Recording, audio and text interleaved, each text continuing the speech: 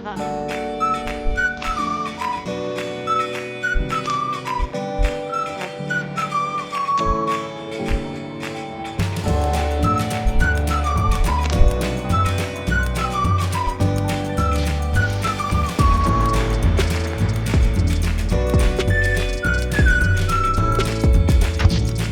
អ្នកណាខ្លះដូចខ្ញុំថ្ងៃសៅរ៍មិនតន់ចិត្តលហន់ចង់ទៅដើរលេងដល់ថ្ងៃសៅរ៍មេសុំច្បាប់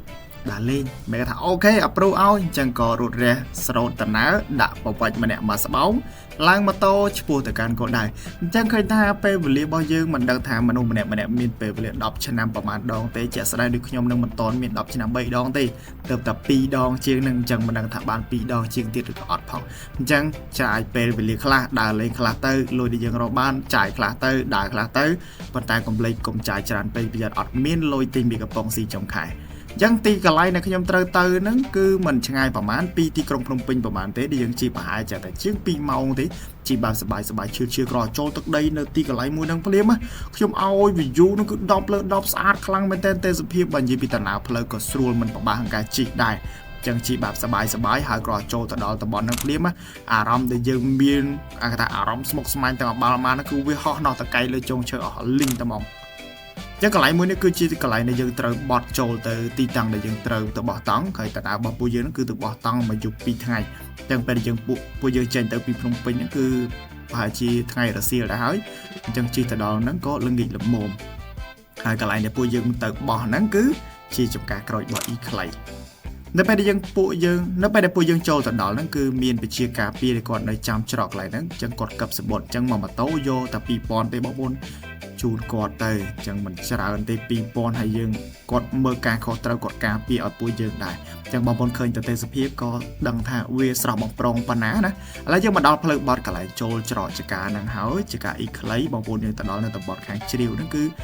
អ្នកនៅតំបន់ហ្នឹងគឺគាត់ស្គាល់ហើយអញ្ចឹងបើយើងនិយាយពីទេសភាពនិយាយពីការរស់នៅគឺអស់តប៉ុន្តែបើសិនជាយើងរស់នៅបែបនេះរហូតប្រហែលជាគ្មានលុយចាយទេអញ្ចឹងឆ្លៀតពេលអានតិចចុងសប្តាហ៍ហ្នឹងទៅមួយផ្លែតមួយថ្ងៃអីបានហើយអញ្ចឹងវិលល្ងាចបានក៏វិលបើវិលមិនបានក៏ដេកមកយប់ដូចពួកខ្ញុំអញ្ចឹងទៅអញ្ចឹងពួកយើងក៏បានមកដល់គោលដៅហើយក៏មានបងមកក្រុមគាត់បានមកចាំដែរតាណារបស់ពួកយើងគឺទៅគ្នាច្រើន4-10នាក់ចឹងក៏មានក្រុមមុនដូចជាផ្សេងបងមួយគាត់បានតែចាំឲ្យបងប៉ាណាគាត់បានចាំហើយគាត់ក៏បានអាងជ្រុកកណ្ដុលចាំពួកយើងដែរហើយបើយើងទៅកន្លែងហ្នឹងណាបងប្អូនអាចធ្វើមកហូបខ្លួនឯងហូបក៏បានឬក៏ឲ្យអ៊ីខ្លីដែលជាម្ចាស់ដីកន្លែងហ្នឹងគាត់រៀបចំឲ្យយើងអញ្ចឹងបើកតែភ្នែកហាតែមាត់ញុកបាយចូលមាត់ផ្លាប់អាហ្នឹងហូបស្រួលហើយអត់នេះការអាងជ្រុកកណ្ដុលមិនដឹងជ្រុកកណ្ដុលឬក៏ជ្រុកស្អីទេប៉ុន្តែដឹងថាបងផាណាបកាអាំងមែនអាំងហើយមានថាគាត់តែហិតក្លិនគឺស្រក់ទឹកមាត់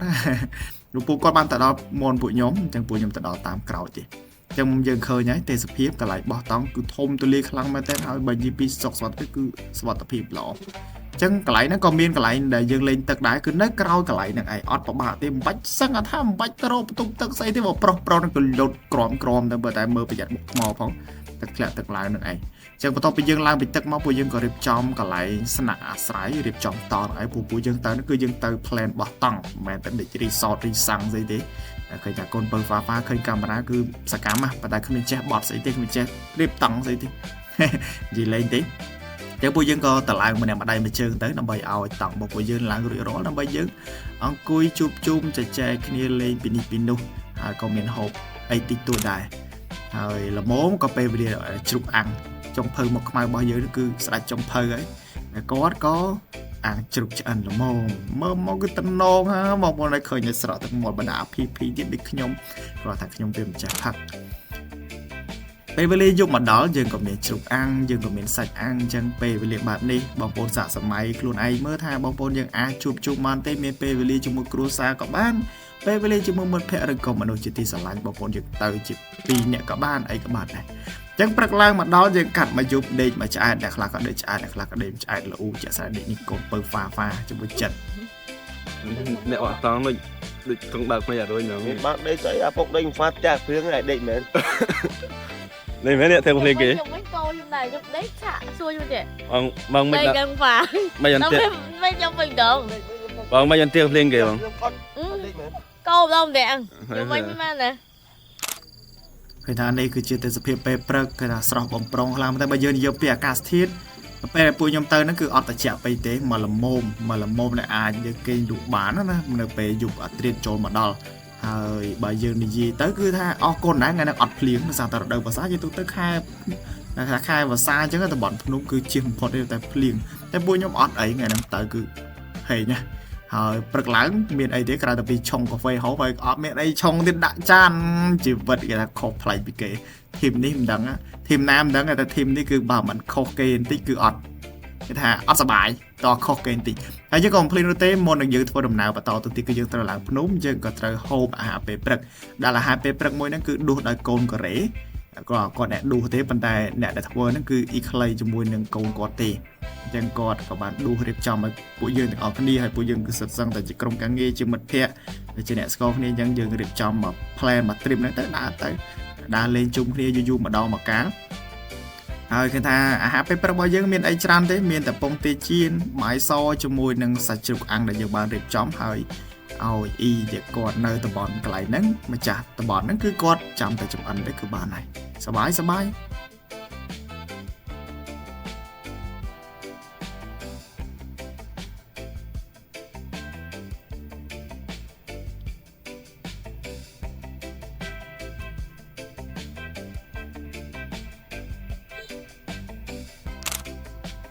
ហើយបន្ទាប់ពីយើងហូបអាហារពេលព្រឹកហើយពួកយើងក៏បានធ្វើដំណើរឡើងទៅកាន់ភ្នំហើយចែកដល់នៅចង្រៃមែនតើថ្ងៃនោះម៉ូតូរបស់ខ្ញុំគឺឡើងភ្នំបារួយទេវាអស់មួយខ្ញុំអញ្ចឹងក៏ឲ្យគ្នាហ្នឹងគាត់ឌុបគ្នាឡើងទៅលើមុនទៅខ្ញុំយកម៉ូតូមកធ្វើនៅក្រោមឯនេះអញ្ចឹងឲ្យគ្នាយើងហ្នឹងគឺឡើងទៅមុនអញ្ចឹងគឺដំណើរគឺបែបហ្នឹងមកក្រុមតែតែមានមួយខុសគេហ្នឹងគឺខ្ញុំតែមកម៉ូតូខ្ញុំគឺឡើងអត់រួចដាក់ទៅកត្រាក៏ថយទៅក្រោយអញ្ចឹងអត់កើតទេបកចុះមកក្រោយវិញអញ្ចឹងបងប្អូនយើង complete check ផងនេះមកម៉ូតូវាយគ្នា4នាក់ចុះមកតំណើនេះគឺឈឺគូដែរកូនបើហ្វាអញ្ចឹងពួកយើងក៏បានរៀបចំតុកម៉ូតូគាត់ថាពេលព្រឹកហ្នឹងដំបូងដែលពួកយើងទៅដល់ហ្នឹងល្បាក់ម៉ោង9ហ្នឹងគឺអត់តមានមនុស្សអីច្រើនទេមួយទេប៉ុន្តែនៅពេលយើងចុះមកវិញបងប្អូនឲ្យរកកន្លែងដាក់ឡានអត់មាននិយាយថាមនុស្សដល់កថ្ងៃអាទិត្យអញ្ចឹងថាតំបន់ជ្រាវនេះគាត់ថាតែនៅមិនឆ្ងាយពេកពីពេញអញ្ចឹងអ្នកទៅគឺទៅសប្បាយអញ្ចឹងមកដល់តំណកាលមួយនេះគឺជាពេលវេលាដែលពួកយើងបែកក្រុមគ្នាហើយបែកនេះគឺអត់បែកតាណាទេមានមួយក្រុមគឺត្រូវឡើងទៅកាន់តំណកាលទី7នៅខាងលើខ្ពស់ឯណោះហើយមួយក្រុមទៀតគាត់ថាគាត់សម្រាប់ចិត្តថាអត់ទៅលើទេគាត់នៅខាងក្រោមអញ្ចឹងក៏សម្រាប់ចែកផ្លូវគ្នាជា2ក្រុមដើម្បីទៅមើលអ្នកណាក៏ចង់ឡើងទៅលើក៏ទៅអ្នកណានៅក្រោមក៏ទៅនៅក្រោមទៅចាក់ស្ដែងដូចកន្លែងនេះគឺតំណកាលនៅខាងក្រោមទេដែលក្រុមពួកយើងហ្នឹងគឺគាត់បានថតយករូបភាពនៅកន្លែងហ្នឹងបើយើងនិយាយពីទឹកគឺទឹកដូចគ្នាហូរមកពីលើថ្មក៏ថ្មមានដូចគ្នាប៉ុន្តែបើយើងនិយាយអំពីទេសភាពរៀងខុសគ្នាបន្តិចស្អាតជាងខាងលើអាចថាស្អាតជាងហើយក៏ទទួលបាននូវអារម្មណ៍មួយគេហៅថាធម្មជាតិខុសពីខាងក្រោមអញ្ចឹងណាហើយក៏អរគុណផងដែរឃើញថានៅតំបន់ជ្រាវហ្នឹងគឺបងប្រជាការពារពូប្រជាការពារគឺគាត់នៅចាំពួកយើងជានិច្ចហើយគាត់នៅណែនាំប្រាប់យើងព្រោះខ្លាចទឹកធ្លាក់ហើយជាពិសេសខែភ្លៀងអញ្ចឹងបើសិនជាមានភ្លៀងគឺអត់ឲ្យយើងចុះលេងទេអញ្ចឹងស្ដាប់ពួកគាត់ទៅបងប្អូនដើម្បីសុវត្ថិភាពយើងទាំងអស់គ្នាទេ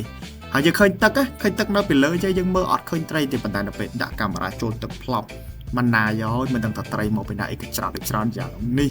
ហើយចាំមើលខ្ញុំថាបើសិនជាខ្ញុំទៅបានទៅលើក្រោយខ្ញុំដាក់មងទៅហើយជិតឃើញត្រីច្រើនតែឃើញថាបងប្អូនគាត់នៅខាងលើនៅពេលដែលទៅដល់ខាងលើគាត់ស្ទូចបានត្រីច្រើននិយាយមកគឺបើយើងស្ទូចជាការកំសាន្តសប្បាយមែនហើយនេះគឺតំណផ្លូវតំណដែលពួកយើងត្រូវទៅកាន់តំណកាលទី7គេថាកន្លែងខ្លះក៏ស្រួលចាស់ស្រាយនៅកន្លែងនេះអត់ប្របាស់ក្នុងការឡើងអីទេស្រួលដើរមែនទេប៉ុន្តែក៏មានកន្លែងខ្លះមិនស្រួលដើរនោះទេគឺតាំងជើងដែរណាគេថាតាំងជើងដោយសារតែវាមានថ្មមានល្បាក់មានផ្លូវចង្អៀតមានផ្លូវអី1 2អញ្ចឹងទៅប៉ុន្តែបើសួរថាប្របាក់ខ្លះអត់មិនប្របាក់ពេកទេបើសិនជាចិត្តយើងចង់ឡើងណាស់តែចិត្តយើងមិនចង់ឡើងទៅឡើងភ្នំឡើងអីចឹងបើចិត្តយើងចង់ឡើងគឺយើងទៅដល់គោលដៅហើយគឺជាដំណើរលើកទី1របស់ពួកខ្ញុំមួយចំនួនទៀតគាត់ធ្លាប់បានមកទឹកធ្លាក់ជ្រាវនេះហើយប៉ុន្តែក្នុងចំណោមពួកគាត់ដែលធ្លាប់មកហ្នឹងគាត់ថាគាត់ធ្លាប់ឡើងបានត្រឹមទៅតំណកាលទី2ឬទី3ទេប៉ុន្តែចាស់ស្រាយឥឡូវនេះពួកយើងកំពុងធ្វើដំណើរទៅកាន់តំណកាលកពូលដែលកពូលនេះគឺឡើងតាមផ្លូវថ្មើរជើងអត់ឡើងតាមផ្លូវស្អាតដែលមានផ្លូវបេតុងទេឃើញមានអស័យមានដើមឈើផ្សេងជាច្រើនទៀតហើយថ្ងៃនេះមានកិត្តិយសណាស់បានកូនបើហ្វាឡើងមកជាមួយហើយជាមួយកាមេរ៉ាមែន 2-3 នាក់នោះនៅខាងលើ ហើយគេថាទេសភាពនៅកន្លែងដែលយើងកំពុងតែដើរនេះគឺបើនិយាយពី view ក៏អស់តកន្លែងហ្នឹងខ្ញុំថាកន្លែងហ្នឹងគឺជាកន្លែងមួយដែលស្អាតដោយសារតែវាអត់មានព្រៃ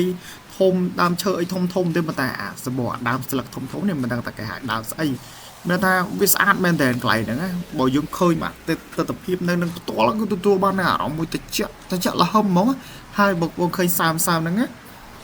ដំណក់ទឹកភ្លៀងដោយសារតែពពកវាហោះមកប្រផិតជាមួយនឹងចុងឈើធ្វើឲ្យអាពពកនោះវាធ្លាក់ជាដំណក់ទឹកភ្លៀងអញ្ចឹងគឺអត់ចម្លែកទេតំបន់ភ្នំគឺមានសំណើបែបហ្នឹងអញ្ចឹងតិចស្រួលសម្រាប់ឡើងអារម្មណ៍ហត់បើសួរថាអារម្មណ៍ហត់ដូចជាអត់មានហត់អីមិនតិចទេកន្លែងអញ្ចឹងគួរតែចំណាយពេលបងប្អូនដែលមានពេលវេលាគួរតែចំណាយពេលដើម្បីឡើងទៅសាកថ្មជីវិតទៅហើយកុំលីថ្មចុះមកវិញព្រោះថ្មនោះមិនសក់ដល់ថ្មជីវិតបានមកសូមចំណាប់អារម្មណ៍តិចមកសូមនារីកូរ៉េកូនកូរ៉េមិនដែរ កូនខ្មែរចា បាទមិនដែរសុបាយទេ សប្បាយខ្លាំងមែនតើ ហត់ទេ ហត់តែសប្បាយយើងដោយសារយើងឃើញមានដើមឈើព្រៃធំហ្នឹងទៅហត់ប៉ុណ្ណាក៏យើងមិនថា relax ចឹងណាយើងបានដកដង្ហើមមួយខ្យល់ធម្មជាតិអត់ មកសុំអូនមួយអូននេះមើលអូន ហើយ មិនដែរហត់ទេឡើងក្នុងនេះសុំនិយាយឲ្យ អត់ទេធម្មតា ធម្មតាអូខេអនបន្តមកសុំអារម្មណ៍ម្នាក់មកមិនដែរបាទ ធម្មតាដែរ ធម្មតា គេសូមហ្នឹង គេសុំពួកគេឡើងមកមានគូនេះគូគេនេះ គាត់មានគូអត់ទៅគ្នា ហេមើលសុំកាមេរ៉ាមែនមើលអ្នកជិមបាទមួយខែជិមម្ដង អត់ទេ3ខែហើយ មួយខែ ជីមកុំឡើងព្រមពេលជីមយើងបានមើលស្អាតស្អាត បាទ គួរធំជាងអ្នកអត់ តែ ជិះ ឥឡូវឡើងស្រកគីឡូហើយតែវិញអត់ភ័យអាច ឃើញថាម្នាក់មើលទៅតស៊ូណាបាទក្រោកតាមម៉ោង បានទេ 5ទេសភាពពីមួយកន្លែងទៅមួយកន្លែងដូចបងប្អូនបានឃើញហើយបើនិយាយពីថាតាណាផ្លូវអូហើយក៏សុបាយដែរពួកយើងដើរមកគឺបញ្ហាគឺថាបើយើងនិយាយអំពីពេលវេលាដែលយើងឡើងទៅលើភ្នំមួយហ្នឹងប្រហែលជាចាយពេលជាង1ម៉ោងដែលយើងដើរមុនបខំយើងដើរមួយហើយក៏យើងមានកន្លែងខ្លះក៏យើងសម្រាប់រឿងយូរកន្លែងខ្លះក៏យើងសម្រាប់មកផ្លែយើងចាំគ្នាទៅដើរបានសប្បាយបួនបងប្អូនបើយើងទៅតំបន់កំសាន្តយើងគប់ដើរបខំតក់កោហនដើរដូចមូលហ្គា80អីអត់ទេមិនបាច់ទេមួយទៅអញ្ចឹងហត់សម្រាប់ទៅទៀតព្រោះយើងដឹងតែគោលដៅរបស់យើងដើរមកលេងតែយើងមិនមែនទៅដើរអីរត់ប្រណាំងម៉ារ៉ាតុងដើរម៉ារ៉ាតុងអីណាយើងឃើញថាដំណើរផ្លូវដែលពួកយើងទៅហ្នឹងគឺមានបងប្អូនយើងផ្សេងទៀតដែលគាត់ធ្វើដំណើរស្របទៅគ្នាដែរដែលគាត់ឡើងទៅលើភ្នំបងប្អូនឃើញចុះអញ្ចឹងមែនតែអត់ទេចុះតន្តិចទីកន្លែងហ្នឹងប៉ុន្តែជាក់ស្ដែងដំណើរដែលប្រកបហ្នឹងគឺឡើងភ្នំយើងឃើញដូចចុះភ្នំប៉ុន្តែអត់ទេគឺឡើងភ្នំហើយក៏មានដើមឈើមួយដើមដែលដួលកាត់កន្លែងហ្នឹងហើយក៏អត់ដឹងថាដើមអីដែរពួកយើងដើររកទៅមើលទៅដើមឈើហ្នឹងដួលយូរដែរហើយយើងមកដល់កន្លែងមួយនេះខ្ញុំឃើញថាមានការចម្លែកមួយខ្ញុំអត់ដឹងថាឈ្មោះអីទេ អីតែមានកូនស្ពាំងនេះកូនស្ពាំងមួយ អូគេហៅកាក់មកតាក់ហ្នឹងមែនទេ កាអគីដេ អូខេដែរ ចឹងកន្លែងហ្នឹងខ្ញុំថាផ្កាអគីដេ ចឹងបើយើងនិយាយពីកន្លែងមួយហ្នឹងណាដូចនៅសម័យលង្វែកតែខ្ញុំកាអត់តនមែនប៉ុន្តែខ្ញុំធ្លាប់មើលរឿងឃើញថាសម័យលង្វែកគឺសម្បូរអាស័យដើមអាស័យអញ្ចឹងគឺដូចគ្នាមានដើមអាស័យមានដើមពេញពងអាស័យព្រៃអាស័យស្រុកអាស័យភ្នំមានអស់ហើយនៅតំបន់ជ្រាវហ្នឹងគឺសម្បូរសបាយណាហើយមានថ្មក្រហមមានថ្មអីច្រើនអស់តោះចឹងកន្លែងហ្នឹងកូនពៅហ្វាហ្នឹងរៀបបុកទ្រុងទីចឹងឲ្យសម្រាកសិនកុំឲ្យបខំព្រោះតែបខំហ្នឹងគឺយូរជើងមកវិញឡើយចឹងមួយដើម្បីឲ្យគាត់មានកម្លាំងប៉ុន្តែតសើដែរស៊ូឡើងតដល់គេថាជំនះពាក្យមើងងី ជាធម្មតាទេតាណាឡើងភ្នំគឺតែតែមានអ្នកហត់អ្នកមិនហត់អញ្ចឹងហើយអញ្ចឹងជាក់ស្ដែងដោយកូនពៅហ្វាគាត់ឡើងទៅគាត់ហត់បោះគាត់ថាពេលហ្នឹងគឺបុកទ្រុងខ្លាំងមែនតើប៉ុន្តែអ្នកគ្នាយើងទាំងអស់គ្នាទៅពេលឡើងទៅហ្នឹងគឺជួយបក់ម្នាក់ម្ដាយមកជើងទៅសើចផងអាណិតផងប៉ុន្តែធ្វើម៉េចអាហ្នឹងជាការសម្រេចចិត្តរបស់យើងចង់ឡើងគឺត្រូវតែឡើងដល់គោលដៅឃើញហើយឥឡូវឡើងមកដល់តំណកាលដែលកាន់តែខ្ពស់បន្តិចម្ដងពីតែអ្នកខ្លះគាត់ថាឡើងភ្នំនៅពេលដែលឡើងខ្ពស់គាត់ថារឿងថប់ទាំងហើមហឹងទៅជាយ៉ាងទៅប៉ុន្តែសម្រាប់ខ្ញុំគឺអត់ទេឥឡូវយើងមកដល់ជាន់ទី7ដែលជាគោលដៅរបស់ពួកយើងគឺថាទឹកធ្លាក់លឺសូវូវ៉ាវគឺបើយើងមើលកន្លែងនេះគឺល្មមមិនទឹកល្មមប៉ុន្តែយើងនៅមានមត្តនៈទៀតឲ្យទឹកធ្លាក់មើលហើយគឺស្អាតខ្លាំងតែយើងក៏បានលេងទឹកនៅកន្លែងមួយនេះដែរនេះហើយគឺជា view ទីតាំងគោលដៅដែលយើងបានដាក់ផ្លែមកតែយើងត្រូវតែទៅដល់ទីកន្លែងមួយហ្នឹងក្រុមរបស់ពួកយើងហ្នឹងក៏បានឡើងទៅដល់ទីកន្លែងមួយហ្នឹងពេលថាមានបងគាត់ស្ទូញទេបងប្អូនឃើញត្រីធំមិនដឹងថាត្រីក្បាន់ឬក៏ត្រីអីធំមែនទេដោយតែបងប្អូនឃើញអាពីដើមវីដេអូដែលត្រីនៅក្នុងទឹកដែលយើងបានថតហ្នឹងណាគឺសេរីអញ្ចឹងគឺសម្បូរត្រីហ្នឹងបងប្អូនបើសិនជាអាចដាក់មងទៅខ្ញុំទៅលើក្រោយដាក់មងតើហើយនិយាយថាឡើងមិនតន់ទេមួយលោតទឹកឲ្យខ្ញុំនេះនៅយកវីដេអូទួចបានប៉ុណ្ណាយកប៉ុណ្ណឹងទៅ ដើម្បីចែកជូនទៅភាពទៅកាន់បងប្អូនយើងចឹងបងប្អូនយើងទៅលេងច្រើនបងប្អូននៅតំបន់ដែលគាត់រស់នៅតំបន់ជ្រាវហ្នឹងគាត់ក៏បានចំណូលច្រើនតាមនឹងដែរចឹងបើយើងនិយាយពីទឹកត្រជាក់ពេលហ្នឹងត្រជាក់សឹងថាត្រជាក់រួញមេជើងហ្មងត្រជាក់ខ្លាំងពេកនេះទេសភាពស្អាតណាបងប្អូនហើយកន្លែងបងប្អូនធ្វើម៉េចបើសិនជាបានទៅដល់ជ្រាវដាក់គោលដៅឡើងឲ្យដល់លើហ្មងមូគុំនៅលេងអាទៀបវាអត់សុបាយយើងទៅដើម្បីបែបគេថាតំណៅឲ្យទៅដល់គោលដៅគេថាដូចនៅក្នុងព្រៃនិទាននៅក្នុងគំនូអញ្ចឹងទេសភាពកន្លែងហ្នឹងស្អាតខ្លាំងមែនតើហើយបើយើងនិយាយពីត្រជាក់ទឹកហ្នឹងគឺត្រជាក់សឹងថាហើយជាសីតុណ្ហភាពបើពេលយើងចុះទៅប្រហែលជាល្បាក់20អង្សាបងប្អូនពេលដែលយើងចុះទៅគឺត្រជាក់យកតែមែនតើណាប៉ុន្តែនៅពេលយើងចូលលេងមកស្ទូទៅវាស៊ាំនឹងអាកាសធាតុត្រជាក់សីតុណ្ហភាពមួយហ្នឹងយើងក៏អាចលេងបានយូរត្រជាក់បងប្អូនដែលគាត់ស្ទូចនៅហ្នឹងក៏គាត់នៅតែស្ទូចហ្នឹងវត្តទៅជាប់មេជើងខ្ញុំតែអត់ទេគាត់វត្តប្រយ័ត្នគាត់ស្ទូចមកប្លុករបស់គាត់ហើយយើងលេងមួយសូនរបស់យើងទៅ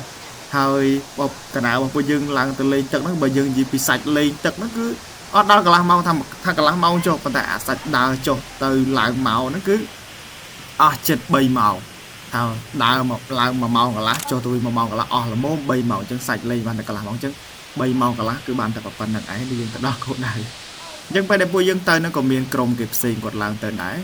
អ្នកផ្សងប្រេងហើយពួកគាត់ប្រហែលជាមកស្នាក់អាស្រ័យនៅលើភ្នំនឹងមកយុគផងក៏ថាបានពួកមើលទៅសក្តិក៏ធំមិនដូចពួកយើងឡើងទៅកាន់ទឹកសុតម្នាក់ម្ដង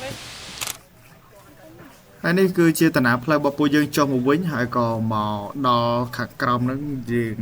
ថ្ងៃចូលរសៀលជាម៉ោង1ដែរហើយយ៉ាងណាសម្រាប់វីដេអូមួយនេះគឺមានតែប៉ុណ្្នឹងឯងកុំភ្លេចទៅលេងនៅទឹកធ្លាក់តំបន់ជ្រាវបានច្រើនទាំងអស់គ្នាដើម្បីឲ្យទីតាំងតំបន់ទេសចរស្រុកយើងហ្នឹងគឺកាន់តែសម្បូរអ្នកទៅសម្រងជ្រួងជ្រាវស្រាបស្រាវអារម្មណ៍ទឹកថ្លាក្រសោប្រានមុំសណ្ដំវិញ្ញាណធាងធន់ឲ្យជ្រោះជ្រាវអើយរំភើយវាយោសាយ័នថ្ងៃណាយល់ដល់សោភ័ណ្ឌស្គាល់គ្រប់តំបន់ថាហោះរួមគ្នាផ្សព្វផ្សាយរឿងល្អៗពីប្រទេសកម្ពុជា